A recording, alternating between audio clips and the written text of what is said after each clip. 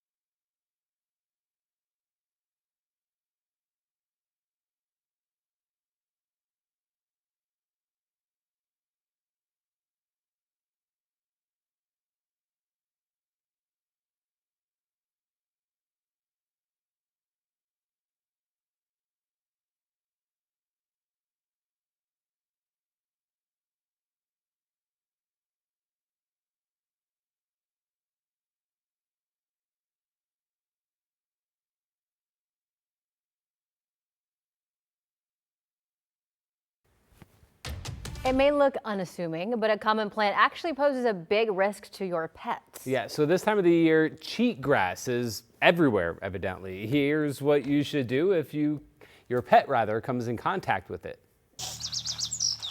It is everywhere. It's a weed, it's noxious. Stand come. Acting like tiny pieces of Velcro, cheatgrass is a master hitchhiker, catching on to just about anything that passes by. Cheatgrass, you would think, is a pretty unassuming plant. It kind of looks like wheat, but doesn't have as many tines on it. But for dogs, that cheatgrass can be incredibly dangerous. It can get nestled in their face or in their paw pads, and it can be incredibly painful for dogs. And you might start to see them shaking their head a little bit or itching uncontrollably. Christine Schellhaus from the Idaho Humane Society says the cheatgrass becomes a problem when it dries out, and the dried grass creates a sharp head that sticks to people and pets easily. Really not a big deal when it's green, but it dries out very quickly, and then all of those little pieces can get embedded in their fur, and it really gets dangerous once it gets in their ears, in their nose, in their mouth. If your dog does get infected with cheatgrass, you might notice redness, irritation, and swelling. Schellhaus says to remove it as quick as possible and brush through your dog's fur after every walk to prevent any seeds getting embedded. Depending on how bad the cheatgrass is, it can get down there very easily, and they're going to have to sedate your dog to successfully remove it. It's not always something you can pull out yourself. To keep those Velcro-like seeds from hitching a ride home, Schellhaus recommends protective head coverings for dogs, along with staying on top of them in cheatgrass-heavy areas like the Boise foothills. It's a little cooler this year, so we're not seeing quite the cheatgrass take off, but it's certainly out there. There you go. I didn't see that going that way. I thought it was all about ticks. Or something that was poisonous. I mean, Yeah. I get it. You walk through the weeds or whatever you want to call it, and you got to get the stuff off of you. You need to brush your dog out, as it said. I'm not panicked. You shouldn't be. Yeah, dog owner. Semi-alarmed. All right. Let's get you out the door. I did not show this in the 5 o'clock hour yesterday, and if you only watch us at 5 o'clock in the morning, I wanted to bring it back. This is your Super El Nino update. The news is pretty good here. A quick refresher, again, El Nino, we're talking about above normal water temperatures in the equatorial areas off the coast of South America. This is typically measured or released in degrees Celsius. So the zero line on this graph here would be normal average water temperatures for the season. You get up to a half a degree Celsius or warmer, it's considered to be an El Nino. That's where we are right now. We're in a week building El Nino. This shows the warming peaking October, November, December, and right about 2 degrees above normal, which is the threshold to be considered a very strong El Nino, or sometimes called a super El Nino. Now, what I wanted to point out was the last couple months, when this has really taken off as this massive topic on social media, the spaghetti chart, which shows all these different weather models, had shown some of these models way up here in just crazy warm territory. But now notice how everything is kind of the same, right around 2 degrees above normal. So if that's the case, this would not be that unusual of a really strong El Nino. And in fact, last time we've had these really strong El Ninos, I mean, every data set has outliers, but the overwhelming majority of the data shows we had a really good water year. You do have concerns of atmospheric rivers and some flooding episodes, but really good water year. And actually, overwhelmingly, really good snowpacks. So we'll see how it plays out. Here's a look at our situation this morning. We have solid low clouds, western Washington and Oregon once again. There's a little bit of rain being picked up in some of this moisture out in central, now moving into eastern Oregon, but not much. And majority of you will be dry today, it looks like, across the eastern part of our state.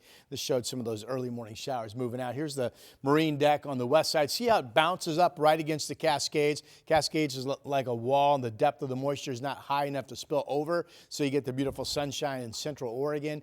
Here's a look at Futurecast liking what we did not see yesterday, and that's partly cloudy skies developing as the day goes on. But it's a solid cloud deck out there this morning. Chehalem Tasting Room out in Sherwood. Here are the clouds over the Columbia from the Vancouver, the Springs at the waterfront location. We're in the 50s, 54 Seattle, Kelso the same, Portland, Salem each at 56, 41 out in Baker City this morning, and a cool morning over in Bend at 41 degrees as well. 7-day forecast numbers. We are dry. If we get some breaks today, we'll be around 70. Same thing tomorrow. And then we start to warm up. We're still going sunny and 83 for your July 4th Saturday. All right. Do we have any bad traffic out there, Mr. McGinnis? Rod, we actually do pick it up with that traffic alert in Northeast Portland. We're still working to get more details on this particular crash, but the impact at this point is that Northeast Lombard remains closed near 72nd Avenue. This is a really busy stretch of roadway. Traffic volume here, 33,000 cars and trucks a day. So a significant closure here. Northeast Columbia Boulevard is going to be your best bet to get around this. Again, we're working to get more details on the particular crash, and we'll bring those to you as soon as we get them. Overnight road work has wrapped up, it appears, in Clark County. I-5 southbound looks like they've reopened that right lane just south of 179th. Road work has also wrapped up here near Interstate 84 on I-5. Oh, not sure where that camera shot came from.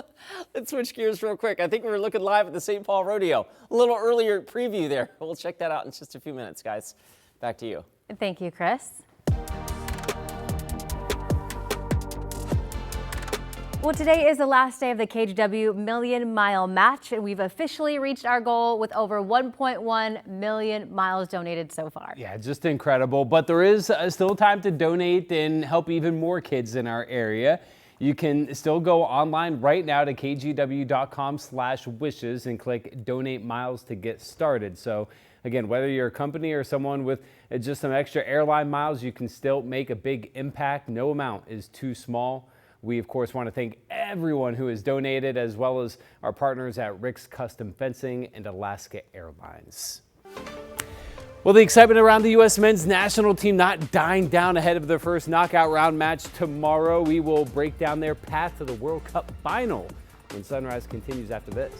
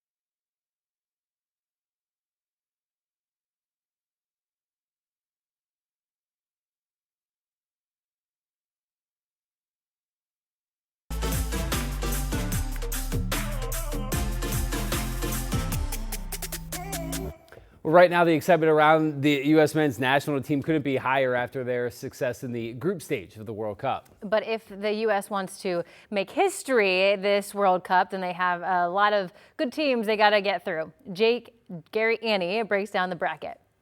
This United States men's national team winning Group D and advancing to the knockout round to face Bosnia and Herzegovina has American fans dreaming big.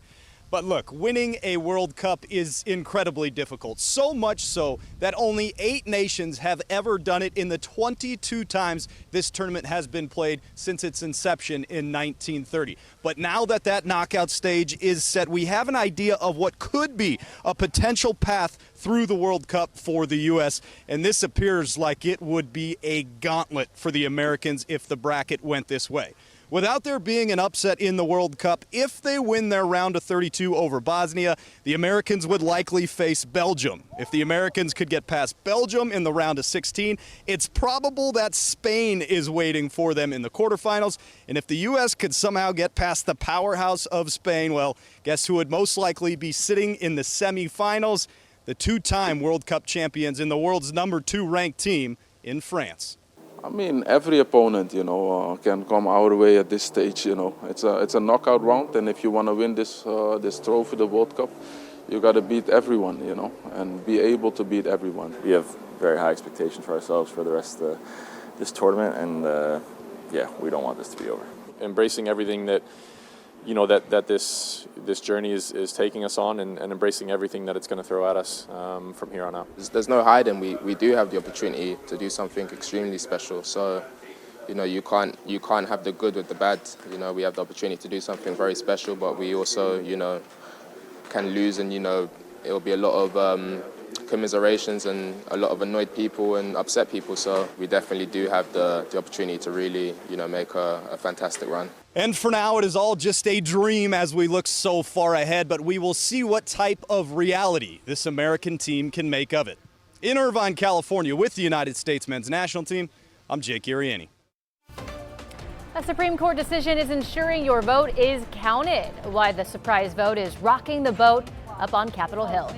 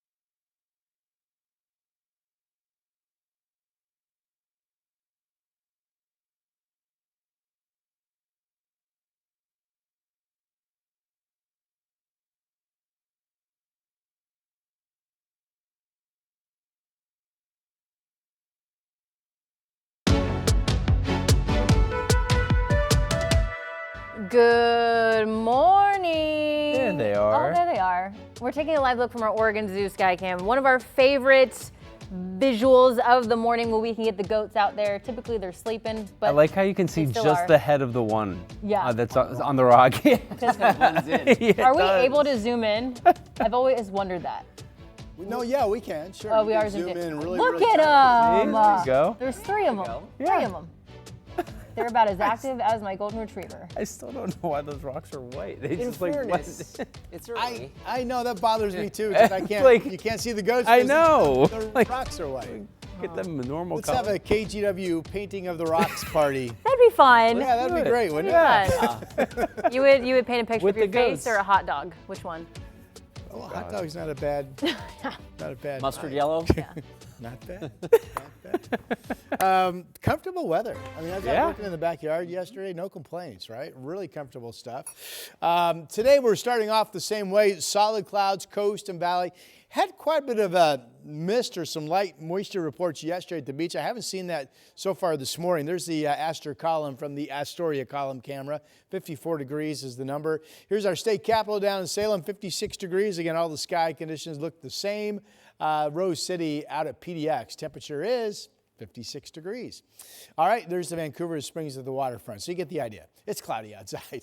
We'll be 62 at noon. Unlikely still a solid overcast, but the odds are at least, I think, better than 50-50 that we will get some developing sun breaks today. Yesterday, no sun, 66. So if we would have some sun breaks today, it would be warmer than that. And maybe we'd touch 70. Maybe. All right, here's Chris McGinnis. Okay, Rod, thank you for that. We pick it up with that traffic alert in Northeast Portland. A section of Northeast Lombard in Portland's Cully neighborhood remains shut down at this hour because of a serious crash. We don't have many details on the crash other than the call appears to have come into emergency responders around 3:30 this morning. This is a really busy stretch of road. It carries about 33,000 cars and trucks a day. So during that closure, Northeast Columbia Boulevard is probably your best traffic solution for now. Our freeway drive this morning is in pretty good shape. There's the live look at, in Clark County, I-5 at SR 14 zipping right along. Quick check of the Banfield traffic getting a little bit busier, but no other major issues out there. You can see we are zipping along at a speed limit clip. Guys, back to you. Chris, thank you. Well, we begin this half hour with an investigation by the Multnomah County Sheriff's Office into homeless services provider Sunstone Way. District Attorney Nathan Vasquez says he's working with the Sheriff's Office on the investigation, but neither gave us details on why they opened the investigation. Now, earlier this month, the county accused Sunstone of spending more than $3 million on what they called unallowable administrative expenses over a 20-month period. That included things like staff trips to places like Topgolf and local bars. County officials say staff turnover led to gaps in oversight of the provider's spending. Earlier this year, Sunstone Way announced it would be shutting down by the end of the month, citing financial challenges. Meanwhile, a Clackamas County man is in jail accused of killing his wife after he called 911. Sheriff's deputies say Marcus Bowen told dispatchers Friday night that he had shot his wife at their home on South Camrath Road. When deputies got there, they detained Bowen and found 36-year-old Tara Devaney dead inside. Bowen is facing manslaughter charge right now, but investigators say additional charges could follow. Officials say a 21-year-old has drowned at a popular natural area known as Blue Pool. The Linn County Sheriff's Office says Kenny Truong from Kansas was visiting with friends when he jumped into the water at what's officially known as Tamalich Falls. Witnesses say he struggled to swim towards shore before going under. The Sheriff's Office is reminding people to be cautious. The cliffs surrounding the pool range from 10 to 60 feet high, and the water temperature averages 37 degrees, which can send you instantaneously into cold water shock. Meanwhile, the Lincoln County Sheriff's Office is investigating a crash between an Oregon State Police patrol car and a motorcycle that was occupied by a 13-year-old. Officials saying it happened in Eddyville on Sunday. The Sheriff's Office says the state trooper was driving through the area when the motorcycle hit the passenger side of the vehicle. Both the driver and 13-year-old passenger of the motorcycle fell off, with the passenger's leg ending up under the patrol car's tires. He was taken to the hospital, and the investigation is still ongoing.